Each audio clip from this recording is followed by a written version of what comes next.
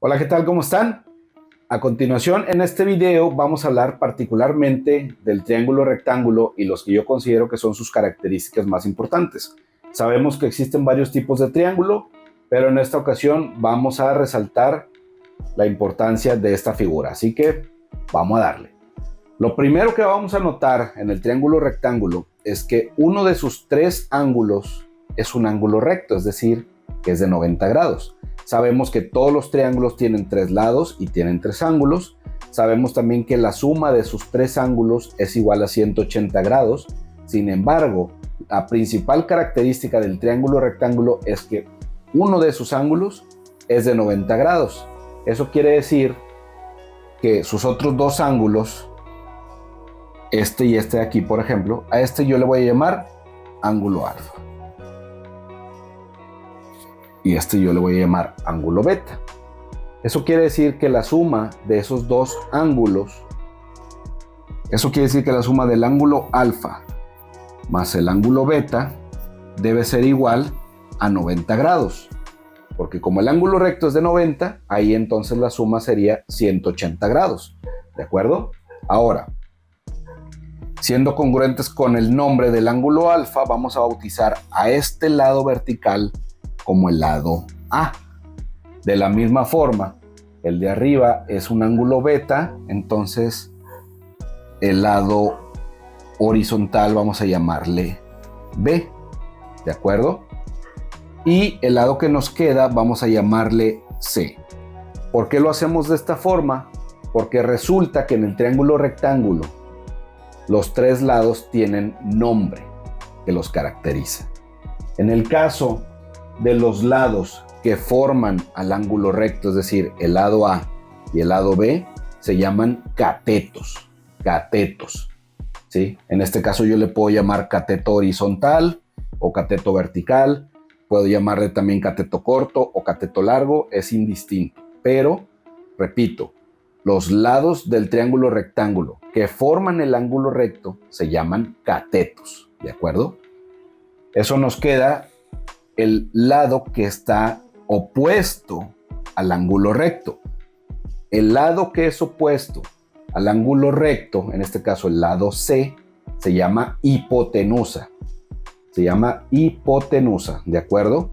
Entonces, de aquí es de donde se origina el teorema de Pitágoras. El teorema de Pitágoras nos dice que la suma del cuadrado de los catetos es igual a la hipotenusa al cuadrado. ¿Qué quiere decir esto? Quiere decir que el lado A elevado al cuadrado más el lado B elevado al cuadrado es igual al lado C elevado al cuadrado. Ese es el teorema de Pitágoras y eso solo se cumple en el triángulo rectángulo. Por eso su importancia y la relevancia que tiene para muchísimos cálculos posteriores. ¿De acuerdo? Entonces, ya nombramos sus lados. Repito, los que forman parte del ángulo recto se llaman catetos. El lado opuesto al ángulo recto se llama hipotenusa. ¿De acuerdo? Y también es muy importante mencionar que aquí se originan las funciones trigonométricas o razones trigonométricas, como tú las conozcas. Son las funciones seno, coseno y tangente. ¿Qué quiere decir esto? Las funciones trigonométricas de los ángulos tienen que ver con los lados opuesto y adyacente de ese ángulo. Por ejemplo, vamos a tomar para comenzar el ángulo alfa, ¿de acuerdo? La función seno nos dice que el seno del ángulo alfa es igual al lado opuesto entre la hipotenusa.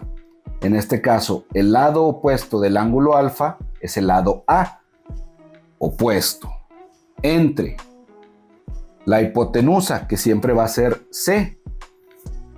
Es decir, que la función seno de alfa es igual al lado A entre el lado C, ¿de acuerdo? Ahora, la función coseno del mismo ángulo alfa En la función coseno se pide el lado adyacente al ángulo. El lado adyacente al ángulo es el que forma parte del ángulo. En este caso, el lado adyacente al ángulo alfa es el lado B. Por lo tanto, la función coseno es adyacente entre hipotenusa, es decir, el lado B entre la hipotenusa que es C. Finalmente, la función tangente, también del ángulo alfa, habla de el lado opuesto entre el adyacente, es decir, el lado A entre el lado B. Tangente del ángulo alfa es igual al lado A entre el lado B, ¿de acuerdo? Ahora, podemos hacer lo mismo con el ángulo beta, ¿sí? La función seno de beta, en este caso, dijimos que la función seno es opuesto entre hipotenusa. En esta ocasión, el lado opuesto al ángulo beta es el lado B y la hipotenusa sigue siendo C. Continuamos con la función coseno de beta. En la función coseno dijimos que es el lado adyacente y sabemos que el adyacente es el que forma parte del ángulo en cuestión. En este caso, el lado adyacente al ángulo beta es el lado A entre hipotenusa, C. Finalmente, la función tangente de beta es igual al opuesto entre hipotenusa. Lado opuesto al ángulo beta es B. Opuesto entre adyacente, opuesto entre adyacente. Entonces, el lado opuesto es B y el lado adyacente es A. Por lo tanto, la función tangente de beta es igual al B entre A. Y así es como se originan las funciones trigonométricas a partir del triángulo rectángulo. Entonces, no debemos olvidar que los lados que forman al ángulo recto se llaman catetos. El lado opuesto al ángulo recto se llama hipotenusa. Y el teorema de Pitágoras es precisamente eso. La suma del cuadrado de los catetos es igual al cuadrado de la hipotenusa. Ese es el teorema de Pitágoras. Por lo tanto, también el ángulo alfa y el ángulo beta sumados deben de dar exactamente 90 grados. Y a raíz de ahí se originan las funciones seno, coseno y tangente. Seno es opuesto entre hipotenusa, coseno es adyacente entre hipotenusa y tangente es opuesto entre adyacente del ángulo que estés tomando en cuestión. Aquí lo hicimos con ambos, el seno de alfa, seno, coseno y tangente de alfa, y acá hicimos el seno, coseno y tangente de beta, es decir, del ángulo alfa y del ángulo beta. Entonces, es muy importante que aprendas toda esta información porque te va a servir para todos los cálculos posteriores. Muchas gracias por estar aquí, muchas gracias por apoyar mi trabajo y nos vemos a la próxima. Chao, Li.